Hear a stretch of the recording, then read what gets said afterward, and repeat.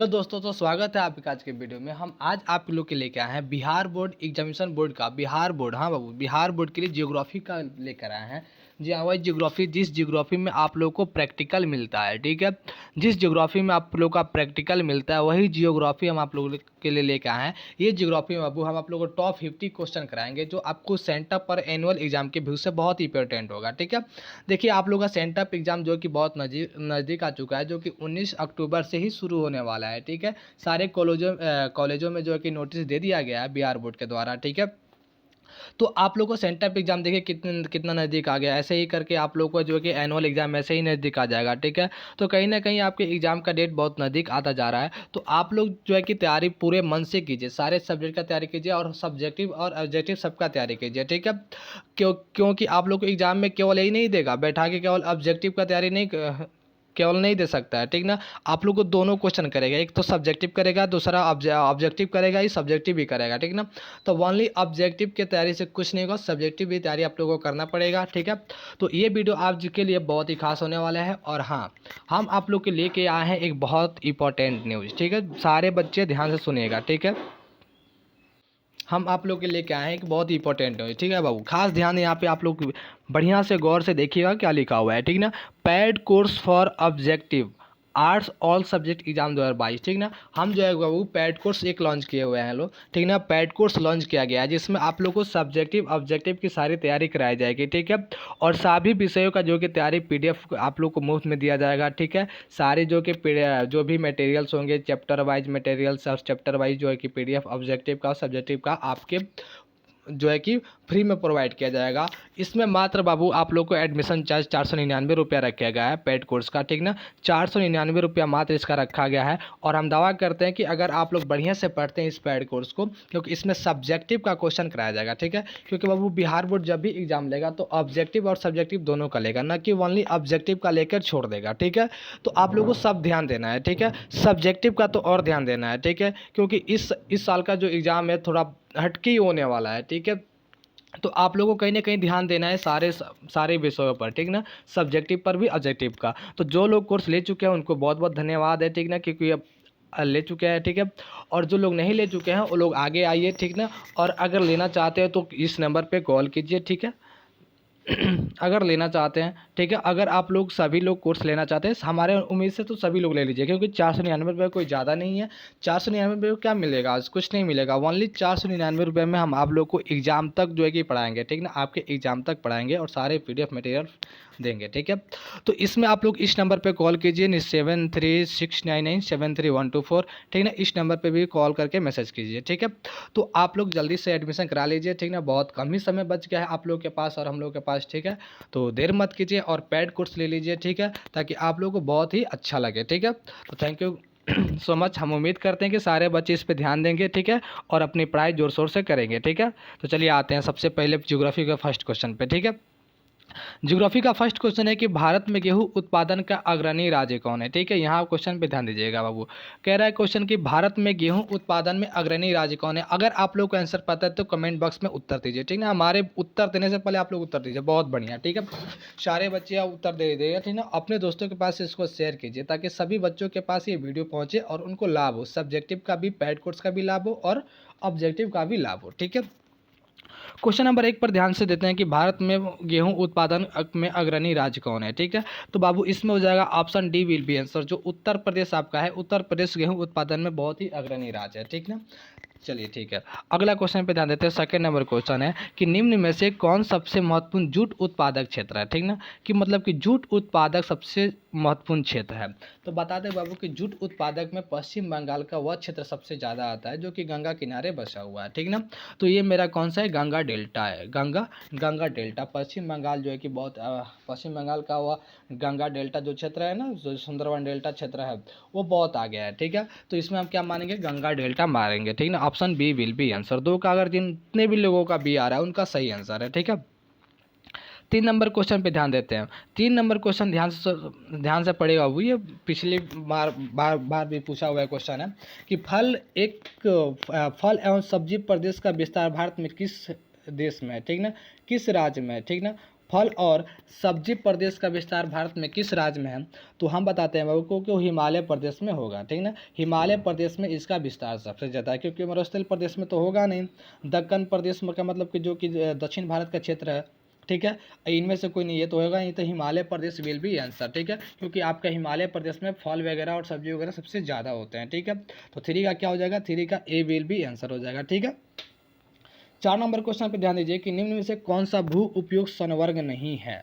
भू उपयोग संवर्ग नहीं है, तो बाबू आप लोग ज्योग्राफी में पढ़े होंगे भू उपयोग संवर्ग में जो कि भूमि आते हैं उनमें प्रतिभूमि भी आती है, भू उपयोग संवर्ग में नीवल या बोया क्षेत्र भी आता है, कृषि योग्य व्यर्थ भूमि भी आती है, लेकिन सीमांत भूमि नहीं आता है। तो इसमें हमें नहीं पूछ रहा है, तो हम ऑप्शन बी को मारेंगे। क्या मारेंगे? सीमांत भूमि जो है कि भू उपयोग संवर्ग नहीं है। Option B will be answer. क्या हो जाएगा? Option B will be answer हो जाएगा, ठीक है। चलिए बहुत अच्छा, ठीक ना। दोस्तों को शेयर कीजिए, वीडियो को लाइक कीजिए, जो नए स्टूडेंट हो सब्सक्राइब भी कीजिए, ठीक है, ताकि आपका नोटिफिकेशन आपके पास पहुंचे, ठीक है। इसमें 5 नंबर क्वेश्चन पे ध्यान देते हैं। 5 नंबर की बांस ड्रिप सिंचाई प्रणाली प्रसिद्ध है, ठीक ना। 5 नंबर क्वेश्चन की बांस ड्रिप सिंचाई प्रणाली प्रसिद्ध है। 5 ड्रिप क्या होता है बाबू कि यहाँ पे मान लीजिए कोई पानी का पूरा खदान है, यहाँ से पानी निकाला जा रहा है, तो हमने खेतों तक जो है कि बांस के सहारे, ठीक ना, खेतों तक मान लीजिए कि यहाँ पे सारा खदान है, तो बांस के सहारे जो है कि खेतों तक जो है कि पानी लाया जाता है, और इस बांस को बांस पे जो है कि टिकाया जाता है, और यहाँ से पानी जो है कि खेतों में गिरता है। तो ये बांस ड्रिप सिंचाई प्रणाली है, ठीक ना, जो कि मेघालय में सबसे ज़्यादा प्रसिद्ध है। तो अगर ऑप्शन में कहीं मेघालय है तो मार सकते हैं। तो देखिए बांस ड्रिप सिंचाई प्रणाली में मेघालय सी पर है, ठीक ना, तो हम क्या करेंगे? सी विल बी आंसर हो जाएगा, ठीक ना। तो क्वेश्चन है कि बांस ड्रिप प्रणाली कहाँ प्रसिद्ध है, तो ये क्या हो जाएगा? Option C will be answer, Meghalaya में, ठीक ना, मेघालय में आंसर हो जाएगा, ठीक है। चलिए 6 नंबर क्वेश्चन पे ध्यान देते हैं कि दिल्ली और अमृतसर के मध्य मार्ग को क्या कहते हैं, ठीक ना। दिल्ली और अमृतसर के जो बीच जो मध्य मार्ग है, जो राज्य NH हाईवे है, उसको क्या कहते हैं? तो उसको कहते हैं वो राष्ट्रीय महामार्ग 1, ठीक ना। क्या बोलते हैं? राष्ट्रीय महामार्ग 1 है दिल्ली और अमृतसर के बीच में, ठीक ना, जो कि दिल्ली और अमृतसर को जोड़ता है, ठीक है। Option B will be answer. यहाँ पे सी लिखा हुआ है तो इसको आप लोग बी कर दीजिएगा। ऑप्शन बी विल बी राष्ट्रीय महामार्ग 1, ठीक है। चलिए 7 नंबर क्वेश्चन पे ध्यान देते हैं। 7 नंबर क्वेश्चन सभी लोग ध्यान दीजिएगा, बहुत इंपॉर्टेंट क्वेश्चन है ये, कई बार पूछा भी है क्वेश्चन। इसको वीवीआई कर देते हैं हम, वीवीआई क्वेश्चन कर देते हैं कि उत्तर दक्षिण गलियारा जोड़ता है, ठीक है, उत्तर दक्षिण गलियारा जोड़ता है, ठीक है। तो उत्तर दक्षिण गलियारा श्रीनगर और कन्याकुमारी को जोड़ता है। Option C will be answer. जितने भी लोगों का सी आंसर आ रहा है उनका बिल्कुल सही है, ठीक ना। आप लोग किसी भी देखिए क्या होता है गेस पेपर, सारे आजकल के लड़के क्या करते हैं कि गेस पेपर ले लेते हैं, कोई A1 का ले लेता है, कोई जसपाल का ले लेता है, कोई यूनिवर्सिटी का ले लेता है। हालांकि गेस पेपर में क्या होता है कि ऑब्जेक्टिव के क्वेश्चन गलत दिए रहते हैं, कई गलत दिए रहते हैं। हालांकि सब गलत नहीं दिए रहते हैं, लेकिन कई प्रकार के क्वेश्चन जो है कि गलत दिए रहते हैं, ठीक ना। कहीं कहीं आप लोग को बता दें कि कहीं कहीं गेस पेपर में तो पठानकोट और त्रिलोम दिया हुआ है। तो बच्चे आप लोग यहाँ पे ध्यान दीजिएगा, बढ़िया से पढ़िएगा आप लोग। 1 नंबर देखिए क्या होता है कि ऑब्जेक्टिव और सब्जेक्टिव देने में क्या होता है, ठीक है, ये बताएंगे आप लोग को आगे, ठीक है। 7 का क्या हो जाएगा? 7 का सी विल बी आंसर हो जाएगा। क्या हो जाएगा? 7 का सी विल बी आंसर, श्रीनगर से कन्याकुमारी। 8 नंबर पे ध्यान देते हैं कि भारत में सड़कों की कुल कितनी लंबाई है। क्वेश्चन नंबर 8 देखिएगा कि भारत में सड़कों की कुल कितनी लंबाई है। तो बाबू भारत में सड़कों की कुल लंबाई, भारत में सड़कों की कुल लंबाई 52 लाख किलोमीटर है। कितना है? 52 लाख किलोमीटर। 52 लाख किलोमीटर। जिन लोगों का ज्योग्राफी होगा ध्यान से पढ़िएगा, ठीक ना। इसमें जो बाबू 4 ऑप्शन दिए हैं इसमें से कोई आंसर नहीं है। इसका होगा 52 लाख किलोमीटर, जो कि अब जाके 54 लाख किलोमीटर हो गया है, ठीक ना। अब जाके कितना? 54 लाख किलोमीटर हो गया, क्योंकि आप लोगों को पता होना चाहिए कि जब से मोदी सरकार आई है 2014 से, तो सबसे ज़्यादा विकास किस पे? सड़कों पर दे रही है। आप लोग देखते होंगे इसकी सड़कों का विकास, पुलिया का विकास अब की बार मोदी सरकार। आज जब 2019 में जो है कि जब मोदी जी जीतने वाले थे तो उन्होंने एक टैग लगाया हुआ था प्रचार करके कि हो रहा है पुलियों का विकास अब की बार मोदी सरकार, ठीक ना। तो ऐसा जो है कि सड़कों का और पुलियों का विकास देख रहे हैं ना, चिनानी नासरी, भूपेन हजारिका, ये सब सड़कों का विकास जो है कि जारी है। तो 54 लाख किलोमीटर जो है कि हमारा है, इसमें से कोई नहीं है, ऑप्शन में कोई नहीं है, ठीक है। 54 लाख किलोमीटर आंसर है, याद रख लीजिएगा, ठीक है। चलिए 9 नंबर क्वेश्चन पे देते हैं कि दिल्ली, कलकत्ता, चेन्नई, मुंबई और दिल्ली को जोड़ने वाले 6 गलियों वाले मार्ग को क्या कहा जाता है, ठीक ना। तो वो 6 गलियों को जोड़ने वाले मार्ग को स्वर्ण चतुष्कोण परम राजमार्ग कहा जाता है। क्या? स्वर्ण चतुष्कोण परम मार्ग। तो 9 का क्या हो जाएगा? 9 का बी विल बी आंसर हो जाएगा। क्या हो जाएगा? 9 का बी विल बी आंसर हो जाएगा, ठीक है। चलिए 10 नंबर क्वेश्चन, सभी लोग ध्यान से उत्तर देखिएगा और दीजिएगा, ठीक ना। जिन लोगों को आंसर पता है कमेंट बॉक्स में उत्तर दीजिए, ठीक ना। 10 का देखिए, निम्नलिखित में से कौन सा प्राकृतिक बंदरगाह नहीं है? निम्नलिखित में से कौन सा प्राकृतिक बंदरगाह नहीं है? तो बाबू इसमें से चेन्नई जो है कि प्राकृतिक बंदरगाह नहीं है, ठीक है। चेन्नई जो है कि प्राकृतिक बंदरगाह नहीं है, ठीक ना। ये ऑप्शन एकदम राइट आंसर है, ठीक ना। आप लोग इसको समझ लीजिए कि जो चेन्नई है वो प्राकृतिक बंदरगाह नहीं है। Option A will be answer, ठीक है। मुंबई प्राकृतिक बंदरगाह है, ठीक है। 11 नंबर क्वेश्चन पे ध्यान देते हैं कि किस वर्ष भारत को इंटरनेट की सुविधा प्राप्त हुई थी। अगर हम भारत को मानते हैं तो भारत को किस वर्ष इंटरनेट प्राप्त हुई थी, तो हम बता दें बाबू कि एक समय था 1995, इसमें आपको VSNL याद रखिएगा, BSNL नहीं, VSNL, इसको मिला था इंटरनेट की सुविधा, ठीक ना। लेकिन खुले मंत्र से निजी वालों को मिला था 1998 में, ठीक है। सभी को निजी इंटरनेट कब से आपके देश में लागू होगा? 1998 में। तो मेरा क्या हो जाएगा? 11 का बी विल बी आंसर, ठीक है। क्या हो जाएगा? 98 का बी विल बी आंसर, ठीक है। चलिए अगला नंबर क्वेश्चन देखते हैं कि मोहाली सॉफ्टवेयर तकनीकी पार्क कहाँ स्थित है। मोहाली सॉफ्टवेयर तकनीकी पार्क कहाँ स्थित है? तो मोहाली सॉफ्टवेयर तकनीकी पार्क चंडीगढ़ में स्थित है, चंडीगढ़ में। Option A will be answer, ठीक है। क्या हो जाएगा? Option A will be answer. बिना धक दे आप लोग एकदम कमाल मचा दीजिए इसमें, ठीक ना। चंडीगढ़ इसका उत्तर हो जाएगा, ठीक ना। अब पूरा बढ़िया से पढ़ लीजिए इसको, ठीक है। ज्योग्राफी वाले जो ज्योग्राफी समझ लेते हैं, अरे यार क्या हो गया, ठीक है। 13 नंबर देखते हैं, ठीक ना। 13 नंबर क्वेश्चन है कि निम्नलिखित में से किस वर्ष में पहला रेडियो कार्यक्रम प्रसारित हुआ, ठीक ना। निम्नलिखित में से किस वर्ष में जो है कि पहला रेडियो प्रसारित हुआ था 1923 में, महाराष्ट्र में हुआ था, याद रख लीजिएगा 1923 ईस्वी में हुआ था। तो बी भी वही ऑप्शन है, सी भी वही ऑप्शन है, ठीक है। तो हम 1923 याद रखिए, ऑप्शन कोई भी हो उससे कोई फर्क नहीं पड़ता, आंसर याद रहना चाहिए, ठीक है। Option B will be answer, ठीक है। चलिए 1923। मानव विकास सूचकांक में भारत में निम्नलिखित राज्यों में से किस एक की कोटि उच्चतम है, ठीक ना। कह रहा है कि किस राज्य की जो है कि कोटि उच्चतम है मानव विकास सूचकांक में, ठीक ना। तो आपका बाबू आंसर हो जाएगा केरल का 14 का क्या हो जाएगा? सॉरी, उच्चतम हो जाएगा हरियाणा, ठीक ना। क्या हो जाएगा? हरियाणा। 14 का क्या हो जाएगा? डी हो जाएगा। इसकी जो कोटि है उच्चतम है, ठीक है। 14 का क्या हो जाएगा? 14 का D will be answer Haryana हो जाएगा, ठीक है। चलिए 15 नंबर क्वेश्चन पे ध्यान देते हैं कि मानव विकास की अवधारणा, ठीक ना, मानव विकास की अवधारणा निम्नलिखित में से किस व्यक्ति की देन है, ठीक ना। किस व्यक्ति की देन है मानव विकास की अवधारणा? निम्नलिखित में से किस व्यक्ति की देन है? तो हम बताते हैं बाबू कि आपके पाकिस्तान देश के एक अर्थशास्त्री थे जिनका नाम था डॉक्टर महबूब उल हक, ठीक ना। कौन, क्या नाम था? अर्थशास्त्री का डॉक्टर महबूब उल हक। उन्होंने ही मानव विकास की अवधारणा दिया, ठीक ना। किसने? मानव विकास की अवधारणा दिया, ठीक है। 16 नंबर क्वेश्चन पे ध्यान दीजिएगा कि मानव विकास, याद रखिएगा, मानव विकास सूचकांक 2005 के संदर्भ में विश्व के देशों में भारत की निम्नलिखित में से कौन सी कोटि थी, ठीक ना। कि विश्व के देश में भारत की कौन सी कोटि थी 2005 के समय में, ठीक ना। तो बाबू 16 का आपका हो जाएगा, 16 का हो जाएगा बी विल बी आंसर 127, ठीक ना। क्या हो जाएगा? 127, मानव विकास के सूचकांक में 127 हो जाएगा, ठीक है। 17 नंबर क्वेश्चन, यार क्वेश्चन बहुत लंबा हो गया, पूरा एकदम पेज, ठीक है, कोई बात नहीं, आगे इसका ख्याल रखा जाएगा। 17 नंबर क्वेश्चन पे ध्यान दीजिएगा कि मानव विकास सूचकांक में भारत निम्नलिखित राज्यों में से किस एक उच्च कोटि उच्चतम है, ठीक है। यहाँ पे ध्यान दीजिएगा 17 नंबर क्वेश्चन कि मानव विकास सूचकांक में भारत के निम्नलिखित राज्यों में से किस एक की जो है कि कोटि जो है कि उच्चतम है, ठीक ना। तो 17 का क्या हो जाएगा?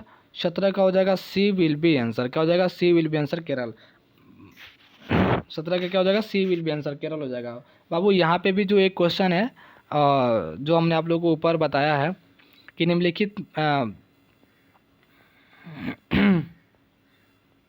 ये 14 नंबर क्वेश्चन कि मानव विकास सूचकांक में, ये 14 नंबर क्वेश्चन कि निम्नलिखित राज्यों में से एक की कोटि उच्चतम है, तो है केरल, ठीक ना। यहाँ पे वो थोड़ा मिस प्रिंट हो गया था हमसे, ठीक ना। केरल हो जाएगा। 14 का भी ए हो जाएगा और यहाँ आपका 17 का भी ए हो जाएगा, ठीक है। 17 का सी हो जाएगा, ठीक ना। 17 का क्या हो जाएगा? सी हो जाएगा, ठीक है। अब 18 नंबर क्वेश्चन पे हम ध्यान देते हैं। 18 नंबर क्वेश्चन पे ध्यान दीजिएगा कि भारत के निम्नलिखित राज्यों में से किस एक में स्त्री साक्षरता निम्नलिखित है, ठीक ना, मतलब कि निम्न है। भारत के निम्नलिखित राज्यों में से किस एक में स्त्री साक्षरता निम्नतम है, ठीक ना। तो ये आपका हो जाएगा वो बिहार, ठीक ना। क्या हो जाएगा? बिहार, क्योंकि बिहार में 53% स्त्रियों की पढ़ाई लिखाई हो रही है। क्या कर रही हैं आप लोग? थोड़ा शर्म कीजिए, ठीक ना। आप लोग ही देश को आगे बढ़ा सकते हैं। आप जैसे नौजवान और हम जैसे नौजवान ही देश को आगे बढ़ा सकते हैं। अगर हम लोग ही पढ़ाई छोड़ दें, अगर हम लोग ही बिहार को ले डूबे तो क्या होगा, ठीक है। लड़कियां बिहार में टॉप करती हैं, लड़कियां यूपीएससी में टॉप करती हैं लड़कियां, लेकिन देखिए साक्षरता दर कितना कम है, कितना कम है, 53% है, ठीक है। कम से कम पढ़ा लिखा सबको होना चाहिए, ठीक है।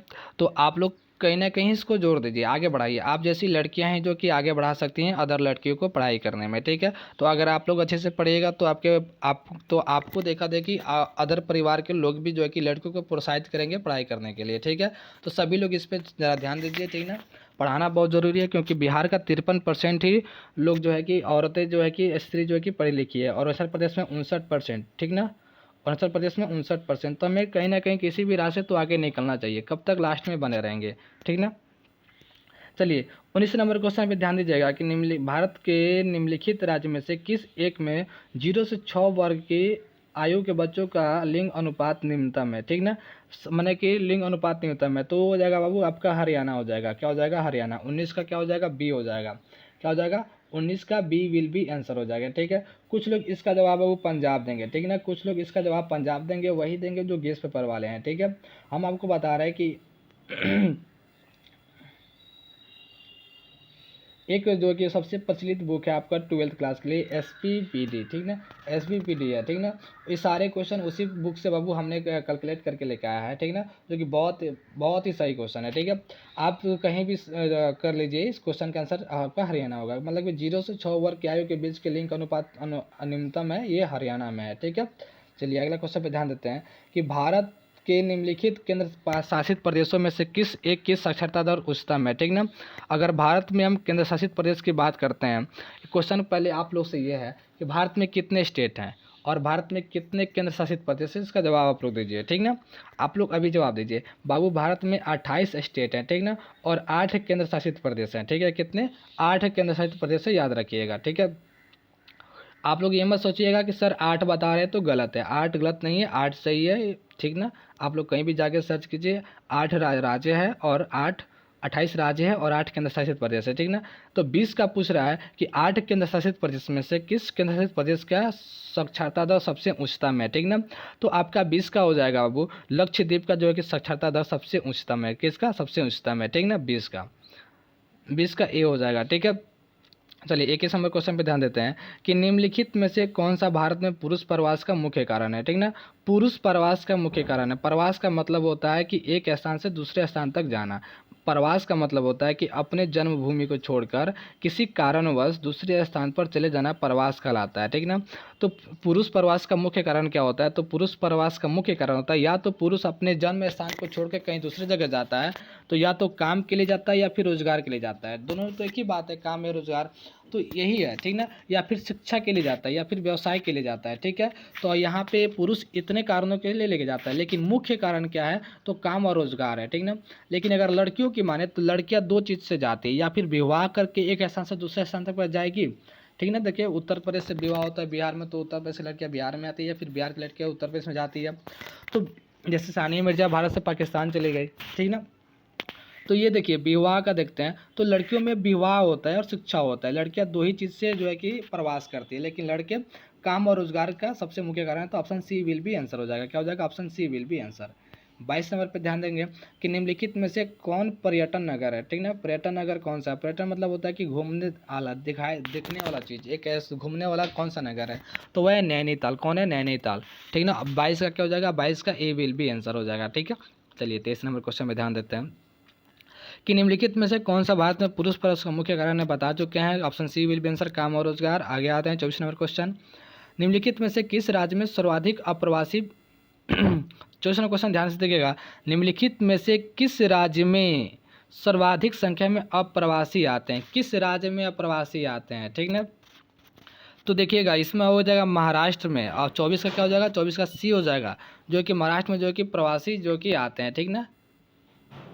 प्रवासी हो जाएगा, ठीक है ना। किस स्वास्थ्य केंद्र में प्रवासी आते हैं, ठीक है, तो ये क्या हो जाएगा, महाराष्ट्र में। इसमें सबसे ज़्यादा प्रवासी आते हैं, ठीक ना, सबसे ज़्यादा प्रवासी जो है कि आते हैं महाराष्ट्र में, ठीक है। चलिए 25 का देखते हैं। 25 का है कि भारत में प्रवास की निम्नलिखित धाराएं में कौन सा एक धारा पुरुष प्रधान है, ठीक ना, पुरुष प्रधान है। तो आप देखिएगा कि ग्रामीण से नगरीय, मतलब कि पुरुष क्या करता है कि ग्रामीण से नगरीय की तरफ जाता है। प्रवास की कैसे होता है, प्रवास सबसे ज़्यादा ग्रामीण से नगरीय की तरफ होता है, ठीक ना, मतलब कि लोग गांव से नगर की तरफ जाते हैं। तो option C will be answer हो जाएगा, ठीक है। अब देखते हैं 26 नंबर क्वेश्चन, या सिर्फ 6 लिखा गया है, ठीक है। 26 नंबर क्वेश्चन पे ध्यान दे गए कि निम्नलिखित में से कौन नगरीय समूह में प्रवासी जनसंख्या का अंश सर्वाधिक है। प्रवासी जनसंख्या का सबसे ज़्यादा जनसंख्या है तो है वो मुंबई नगर में, ठीक ना, मुंबई नगरीय समूह में, ठीक ना। ये आंसर आपका बिल्कुल सही है, क्योंकि मुंबई पहले से ही जो है कि प्रवासी जनसंख्या में सबसे अधिक था और आज भी है, ठीक है। 26 का क्या हो जाएगा, ए विल बी आंसर, ठीक है। 27 नंबर क्वेश्चन पे ध्यान दीजिएगा कि निम्नलिखित में से कौन सा नगर गंगा नदी का प्रमुख प्रदूषक है। निम्नलिखित में से कौन सा नगर गंगा नदी का प्रमुख प्रदूषक है, तो वो है बाबू कानपुर। 27 का क्या हो जाएगा, 27 का सी हो जाएगा। माने गंगा नदी को सबसे ज़्यादा प्रदूषक करने वाला अगर कोई शहर है भारत में तो है कानपुर, क्योंकि यहाँ सबसे ज़्यादा चमड़े उद्योग हैं, ठीक ना, सबसे ज़्यादा चमड़ा उद्योग है। सब चमड़ा उद्योग का बेकार पानी जो कि गंगा नदी में ही प्रवाहित होती है, ठीक ना। चलिए आगे क्वेश्चन ध्यान देते हैं। एक स्थान से दूसरे स्थान पर लोग स्थानांतरण का क्या कहलाता है। हमने ऊपर में वीडियो में बताया आप लोगों को कि एक स्थान से दूसरे स्थान पर लोगों का स्थानांतरण क्या कहलाता है, तो प्रवास कहलाता है। क्या कहलाता है, प्रवास कहलाता है। Option C will be answer, ठीक है।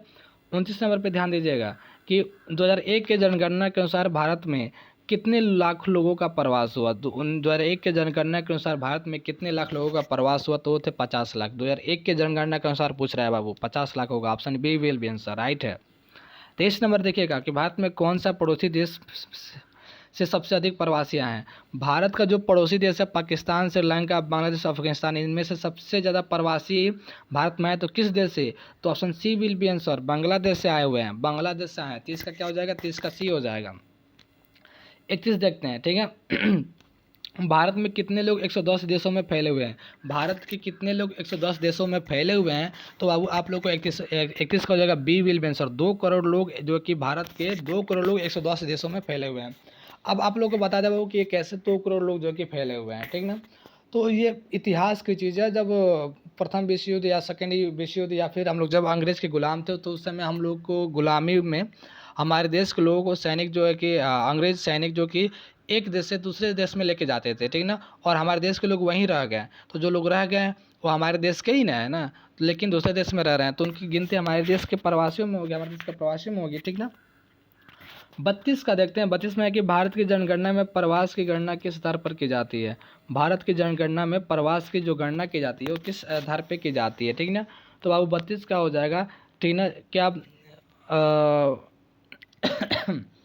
32 का आपका हो जाएगा, भारत की जो जनगणना है, जनगणना में जो प्रवास की जो गणना की जाती है वो किस आधार पर की जाती है, ठीक ना। तो वो जगह अनुसार से सी हो जाएगा कि जन्म के स्थान पे और निवास के स्थान पे, ठीक ना, कि जन्म कहाँ पर हुआ और निवास कहाँ पे हुआ, तब ना जाके पता चला। मान लो कि मुंबई में यूपी में जन्म हुआ, ठीक है, यूपी में, और रह रहे हैं आप मुंबई में, तो माने कि यहाँ से आप प्रवास कर चुके हैं, तो दोनों गणना हो गए, तो तभी ना जाके आप प्रवासी निकलेंगे, ठीक ना। तो ऑप्शन सी का हो जाएगा ए और बी दोनों, ठीक है। चलिए 31 नंबर क्वेश्चन है कि 2001 के जनगणना के अनुसार निम्नलिखित में से किस राज्य की जनसंख्या घनत्व सबसे कम है। 2001 में किस देश की जनसंख्या घनत्व सबसे कम है, तो है वो अरुणाचल प्रदेश। अरुणाचल प्रदेश की जनसंख्या घनत्व सबसे कम है, हमारे अनुमान से शायद 17 है। जनसंख्या घनत्व का मतलब होता है कि 1 किलोमीटर के अंदर में कितने लोग रह रहे हैं, 1 किलोमीटर के अंदर में कितने लोग रह रहे हैं। तो हमारे अनुसार से हो जाएगा option A will be answer, Arunachal Pradesh, ठीक है। चलिए 32 नंबर क्वेश्चन पे ध्यान देते हैं कि भारत में निम्नलिखित राज्यों में से किस एक में स्त्री साक्षरता दर निम्नलिखित है। भारत में निम्नलिखित राज्यों में से किस एक में स्त्री साक्षरता सबसे निम्नलिखित है, सबसे निम्न है, तो है बिहार, ठीक है। ऊपर भी बता चुके हैं। 33 नंबर पे आते हैं कि क्षेत्रफल की दृष्टि से भारत का सबसे बड़ा राज्य कौन सा है। क्षेत्रफल की दृष्टि से भारत का सबसे बड़ा राज्य है राजस्थान, ठीक है। Option C will be answer. 34 में आते हैं कि भारत की जनसंख्या सर्वाधिक घनत्व कहाँ है। भारत में सबसे सर्वाधिक जनसंख्या कहाँ है, तो है बिहार में, ठीक है। अगर बाबू ऑप्शन में बिहार नहीं रहता तो हो जाता पश्चिम बंगाल, ठीक है, लेकिन यहाँ पे बिहार दे दिया है तो हम बिहार को ऑप्शन लगा देंगे, ठीक है। 35 नंबर क्वेश्चन देखिएगा कि 2001 के जनगणना के अनुसार भारत की जनसंख्या निम्नलिखित में से कौन सी है। 2001 में हमारे देश की जनगणना कितनी थी, जनसंख्या कितनी थी, तो होता है 102 crore. Option A will be answer, क्या हो जाएगा, option A will be answer. ठीक है, 36 नंबर क्वेश्चन पे ध्यान देते हैं कि निम्नलिखित राज्यों में से किस एक में जनसंख्या घनत्व सर्वाधिक है। मैं सबसे ज़्यादा जनसंख्या घनत्व है, तो देखिएगा इसमें बिहार नहीं दिया है, तो इसमें पश्चिम बंगाल दिया है कहीं पे, तो ए विल बी आंसर हो जाएगा। ठीक है बाबू, आप लोग का आंसर आप लोग को ऑप्शन डिसाइड करेगा कि ऑप्शन में क्या है। देखिए सबसे जनसंख्या सर्वाधिक है आपका बिहार में, लेकिन ये ऑप्शन में बिहार नहीं दिया है, तो अब आप खोजेंगे कि बिहार कहाँ है, तो बिहार तो यही है ना, लेकिन ये ऑप्शन में नहीं है, तो इसका क्या हो जाएगा, option A will be answer Paschim Bengal. ठीक है, 37 नंबर क्वेश्चन पे ध्यान दीजिएगा कि 2001 के जनगणना के अनुसार निम्नलिखित में से किस राज्य में नगरीय जनसंख्या का अनुपात सर्वाधिक है। नगरीय जनसंख्या का अनुपात सर्वाधिक है, तो 37 का हो जाएगा B will be answer Maharashtra में, क्या हो जाएगा, महाराष्ट्र में। 38 नंबर क्वेश्चन पे ध्यान दीजिएगा वो कि निम्नलिखित में से कौन सा एक समूह भारत में विशालतम भाषाई का समूह है, मतलब विशाल भाषा प्रयोग किया जाता है। ठीक ना, तो हमारे अनुसार से भारतीय आर्य होगा। ठीक ना, क्या होगा, भारतीय आर्य होगा। 38 का बी विल बी आंसर हमने। ठीक है, सभी बच्चों का सही है। सारे बच्चे सबसे पहले क्या करें कि लाइक करें, सब्सक्राइब करें चैनल को। ठीक ना, और वो एक बार फिर हम आप लोगों को याद दिला देते हैं, फिर एक बार आप लोग को रिमाइंड कर देते हैं, जितने भी बच्चे वीडियो लाइव देख रहे हैं जो उन लोगों को फिर एक बार हम रिमाइंड कर देते हैं, फिर आप लोग को याद दिला देते हैं कि बाबू आप लोग को पेड कोर्स का अनाउंसमेंट किया गया है। हम फिर आप लोग एक बार याद दिला दे रहे हैं कि केवल ऑब्जेक्टिव से कुछ नहीं होगा, आप लोग को सब्जेक्टिव का भी उत्तर एग्जाम में देना पड़ेगा, तब जाके एक अच्छा से अच्छा रैंक लेकर आइएगा। और जब अच्छा रैंक लेकर आइएगा तब जाके एक आपको अच्छा कॉलेज वगैरह कुल मिल सकता है। ऐसे ही बिहार वासियों को अच्छा कॉलेज तो मिलता नहीं है, तो जब अच्छे रैंक लेकर आइएगा तब जाके एक अच्छा आपको जो है कि आपको अच्छा कॉलेज मिलेगा, और तब जाकर आप भी जो है कि यूपीएससी और बीपीएससी में टॉप कर जाइएगा, जैसे हमारा देश में अभी बिहार वासी कैसे टॉप कर रहे हैं। शुभम, नाम तो सुने ही होंगे।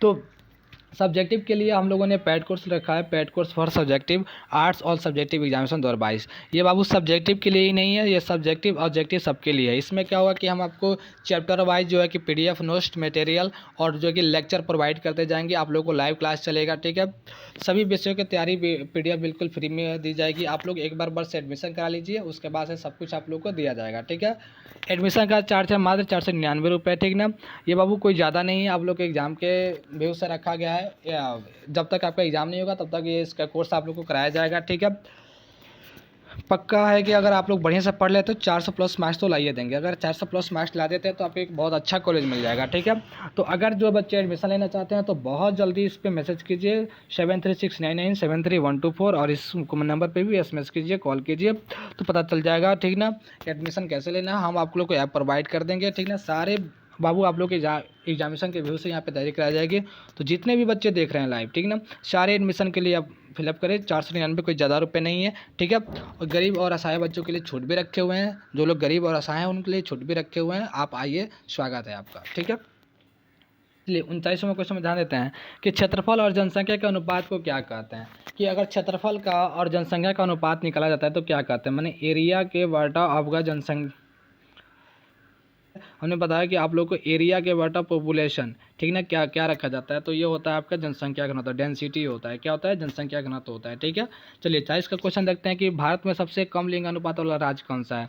हरियाणा कहीं है तो हमारे टिक ए विल बी आंसर, हरियाणा हो जाएगा 40 का। 41 नंबर क्वेश्चन देखिएगा कि भारत में सबसे पहली जनगणना कब हुआ था, 1872 में हुआ था, जो कि संपूर्ण तरीके से नहीं हुआ था। संपूर्ण तरीके से 1881 से शुरू हुआ, और प्रत्येक 10 वर्ष पर आपका जो है कि जनगणना होता है। 41 का क्या हो जाएगा, बी विल बी आंसर। 42 का क्वेश्चन देखिएगा कि किस अवधि में जनसंख्या वृद्धि का ह्रास हुआ था। किस अवधि में जनसंख्या वृद्धि का ह्रास हुआ था, तो वो था वो आपका 1911 से 1931 तक, जिसमें आपकी जनसंख्या, भारत की जनसंख्या में कमी आई थी। उसके बाद से कभी कमी नहीं आई है, हमेशा वृद्धि होती रही, अब तो और भी वृद्धि हो रहा है।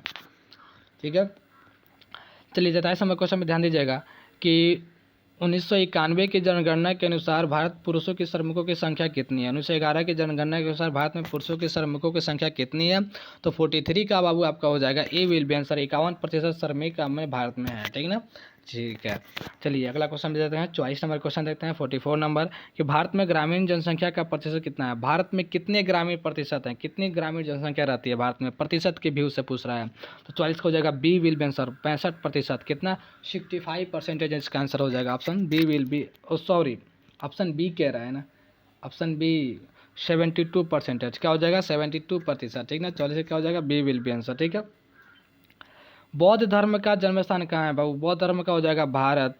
भारत में ही हुआ था ना, महात्मा बुद्ध जो है कि इसका स्थापना किए थे। बौद्ध धर्म का जन्म स्थान भारत में ही हो जाएगा। तो अगर नीचे कहीं ऑप्शन होगा तो मारिएगा, option A will be answer Bharat.